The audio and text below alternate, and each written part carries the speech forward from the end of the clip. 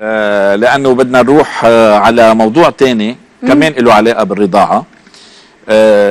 هو الموضوع اللي مرق مع زميلنا مالك مكتبي بأحمر بخط العريض الأسبوع الماضي لضيفي كان اسمها فادية سعود، وهي شاركت بهالبرنامج، برنامج أحمر بالخط العريض. بس ما بعرف إذا كانت فادية وقتها رح تعرف شو رح تكون نتائج هالحلقة عليها، وقالت إنه بدها تضل تعطي صدرها لابنها لو تجوز، وتضل ترضعه لو صار بعمر 40 سنة.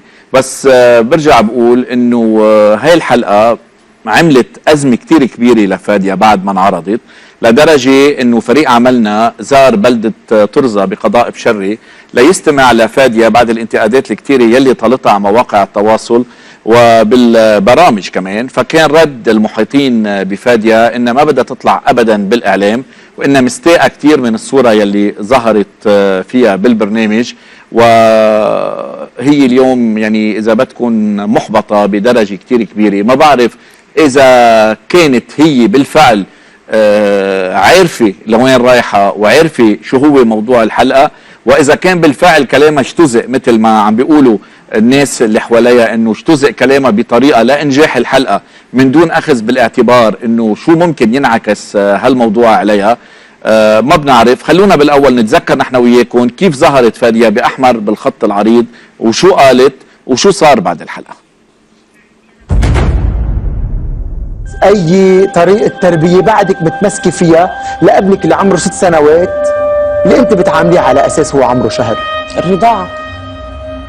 بعد هلا برضعه وانا قد ما فيني قد ما بده حق اعطي. امتى ممكن توقفي ترضعي؟ بس هو يوقف. تتمنى توقفي؟ لا. الرضاعة الطبيعية أمر طبيعي وأساسي ومفيد للأم، وبتقوي المناعة عند الطفل حديث الولادة. ولكن اللي مش طبيعي إنه أم تكون مصرة ترضع ابنها حتى لو تجوز. حتى لو تجوز راح بيت مرته ومن عشية قال لي اجى لعندي قال لي ماما بدي ارضع حدا اعطيه برضا، مثل كأنه هلا خلق وجابوا لي اياه على الغرفة عم بعطيه أول مرة صدري. كم وجبه بياكل بالنهار؟ هو انا بعرض عليه بس هو بيطلب من عشية اكثر وقت اللي بده ينام اكثر شيء. لو صار عمره 10؟ انا صار عمره 10 و20 لو 30 و40 بحب انه ضل في رابط قوي بيني وبين ابني. كلام الأم شكل مادة دسمة للتعليقات على مواقع التواصل وللبرامج. مش شيء انه احمر بالخط العريض بيجيب اشياء غريبه وهيك؟ ايه. طب هيدا الشيء عادي. ما وين عادي؟ نحن انت كمان انت بترضع؟ بعدك بترضع؟ ليه مش عادي؟ كثير مفيد حليب الام. لا لا كثير مفيد. مجربه؟ ايه لا ايه شو هو؟ ايه بيبي ايه حبيبي ايه انا عند امي. يلا بس بدي ارضع وطالع على البيت.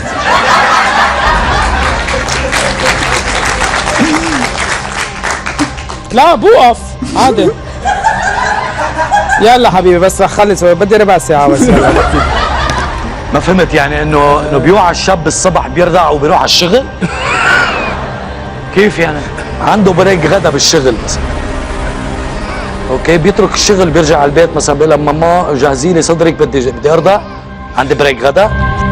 بالنسبة للممثلة العالمية اللبنانية الأصل سلمى حايك، إرضاع الأطفال هو هوايتها المفضلة، وقالت إن لما تشوف طفل حديث الولادة بتعرض خدماتها لإرضاعه. هيدا الموضوع منه جديد، وعمل بلبلة لما أطلق الرئيس السابق لقسم الحديث بجامعة الأزهر الدكتور عزت عطية فتوى إرضاع الكبير اللي بتسمح للمرأة بإرضاع زميلة بالعمل إذا كانت وظيفتهم بتحتم عليهم التواجد بغرفة مغلقة لتحريم العلاقة الجنسية بيناتهم. ولكن جامعة الأزهر وقفت عطية عن العمل واعتبرت هالفتوى إهانة للإسلام.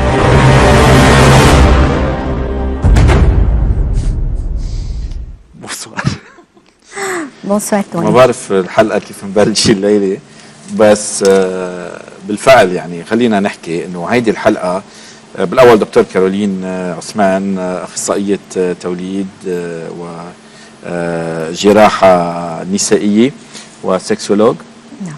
كمان بدي بس يعني بدي اقوله حسب الاصداء اللي الشباب رجعوا فيها من منطقه فاديه، انه فاديه ما كانت ابدا منتظره انه هيك رح يصير، انه هيك رح تكون ردود الفعل. ما عرفوا كثير انه ليش راحت فاديه على هاي الحلقه، وليش قالت هيدا الكلام، ومقابل شو قال هيدا الكلام.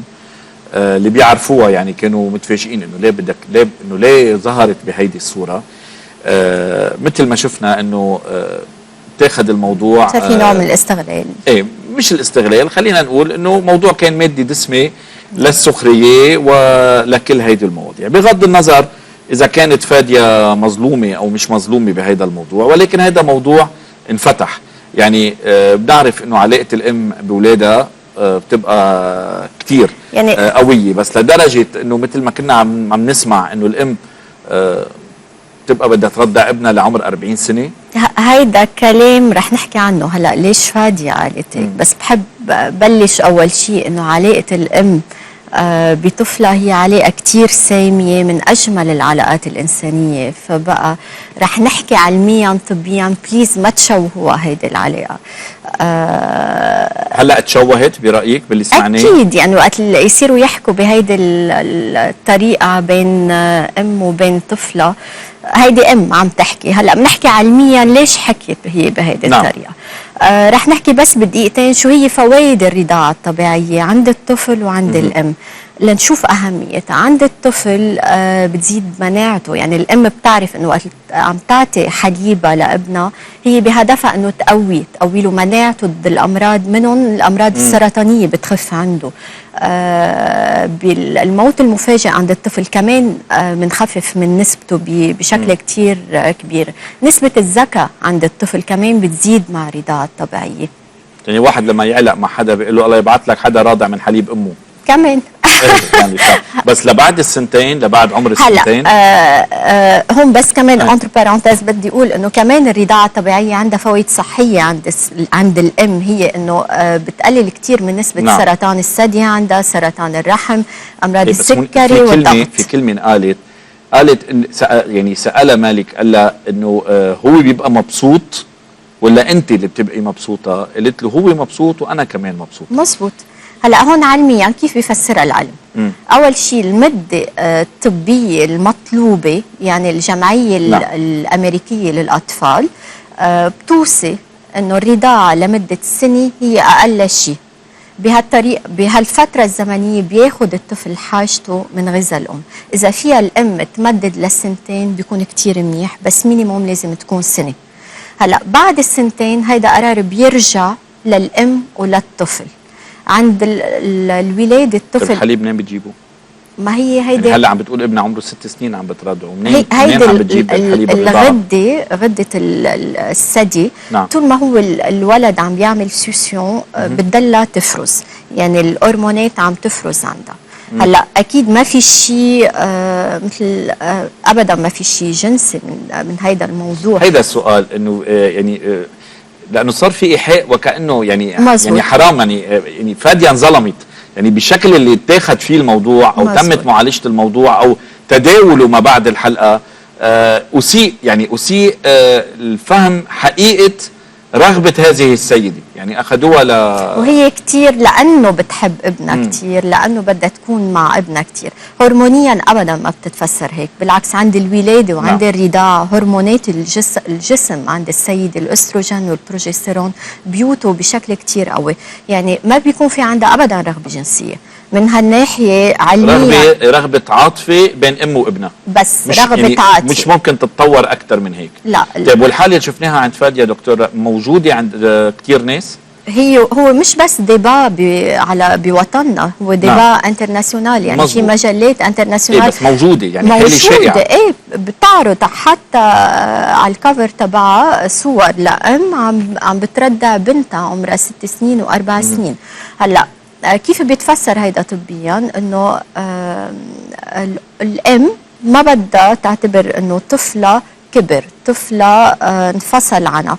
هيدي الاوفر بروتكشن بدها تحميه على طول، بدها تكون انه هي موجودة حده متصل فيها عن طريق السوسيون، عن طريق الثدي، لانه في نمو الطفل بيمرق بكذا مرحلة. الفاز اورال الفموية اللي هي السوسيون انستنكتيف. بعدين عنا المرحلة البريجينيتا. طيب ليه هيدي بتضل بس برضاعة الصدر، ما بتضل بس ما في كمان علاقة برضاعة البيبرون مثلا؟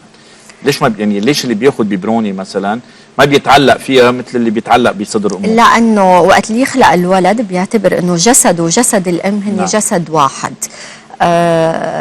وقت نقص الخلص نحن عند الولاده بنعطيه لصدر الام، هون بصير بحس انه بعدهم جسد واحد. البيبرون ما له اي علاقه فيها؟ لا بالعكس أبداً. وقت اللي ياخذ البيبرون البيبي بصير بحس بانكسيتي، بقلق انه هو جسده صار لحال، هو صار بعيد عن امه، لازم يستقل عن امه. دكتور انا بدي اتشكرك، ميرسي على هذا التوضيح. بدنا نقول لفادية اذا حسيتي حالك انظلمتي بهذا الموضوع او اسيء فهمك ما تهربي من الاعلام، بالعكس واجهي الحقيقه بالاعلام، عرضي الحقيقه شو كنتي انت حابه تقولي بالاعلام بحقيقته، وما تتاثري باللي صار، لانه بالفعل هو موضوع كان يعني في واحد يمزح فيه لانه عمل شوك. هي عم تحكي عمل شوك للناس، بدها تعمل اوفر بروتكشن لابنها. بس انه هون اكيد نحن الاطباء بنقدر نساعدها، انه لازم هي هالاوفر بروتكشن ممكن ترتد عليها بطريقه كثير سلبيه من ابنها، من رده فعل المجتمع. هلا يمكن كمان علاقه الابن صارت هون في عليها علامه استفهام. دكتور كارولين عثمان بدي اتشكرك.